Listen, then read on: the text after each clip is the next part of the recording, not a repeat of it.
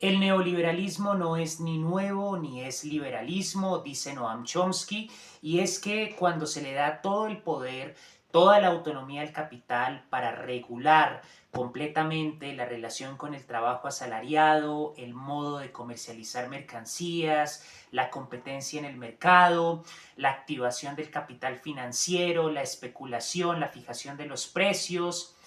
esa autonomía del capital solamente exacerba las tendencias que ya son inmanentes a la lógica del sistema económico capitalista. Marx en el Capital demuestra que el proceso de acumulación originaria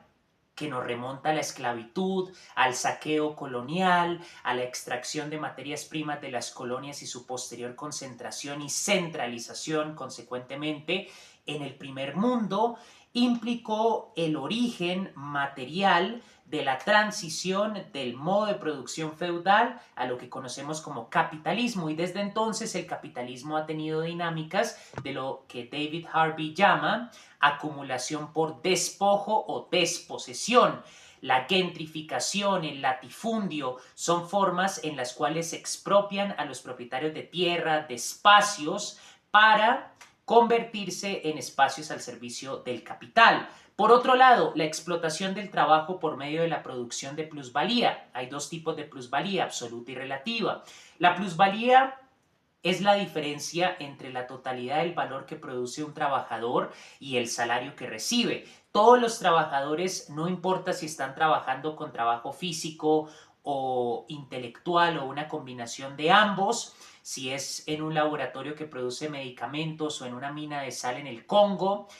se está objetivando fuerza de trabajo humana para producir un valor de uso que luego se transforma en mercancía, portando una cierta cantidad de valor que el dinero mide, y de ahí surge el precio.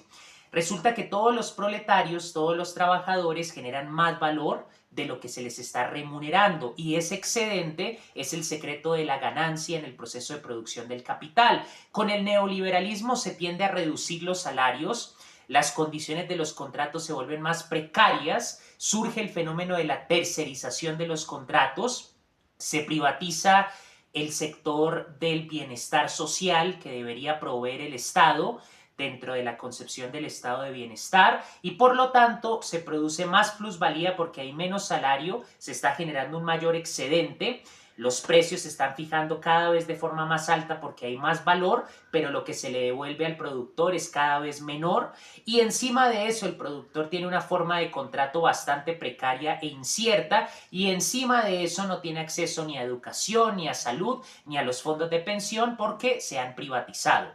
El neoliberalismo, por lo tanto, no es nuevo. Implica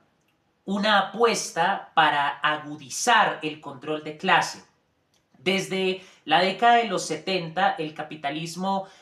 había gozado de un periodo de prosperidad dentro de la apuesta keynesiana que surge como respuesta a la crisis de 1929, la Gran Depresión,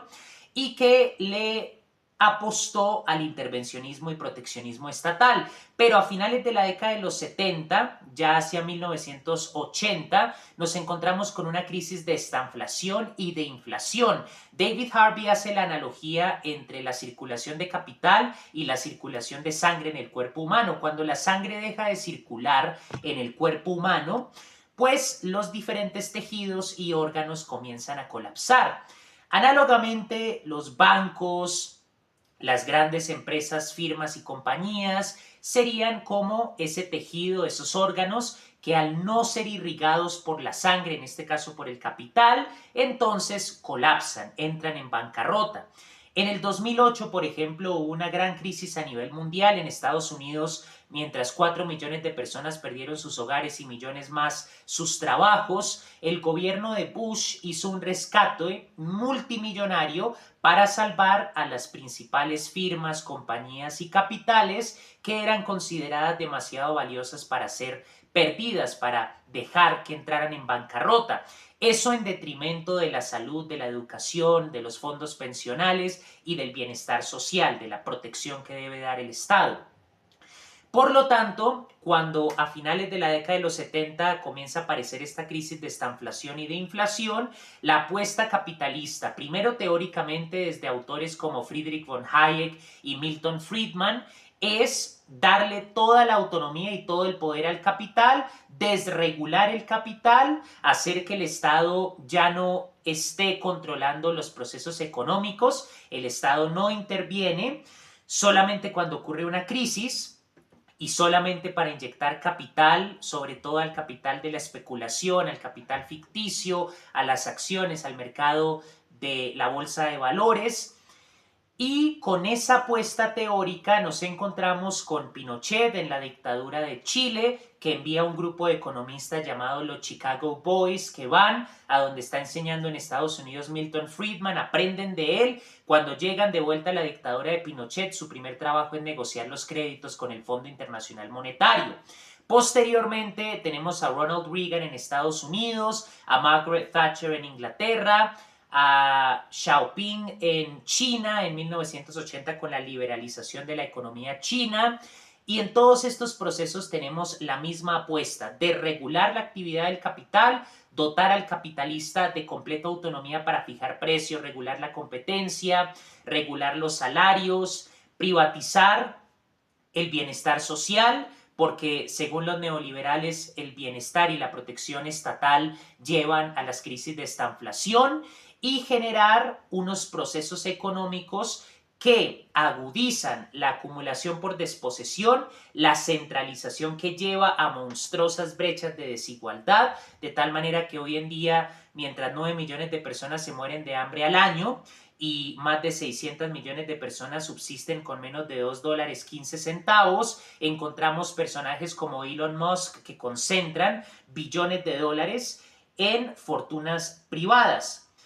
Esa desigualdad, tanto en las personas como en los países, no hay países subdesarrollados, sino países superexplotados, esos márgenes de pobreza, esos márgenes de diferencia enorme en el desarrollo tecnológico, todo eso se agudiza con la lógica neoliberal, de tal manera que el neoliberalismo es simplemente la agudización de las peores contradicciones del modo de producción capitalista.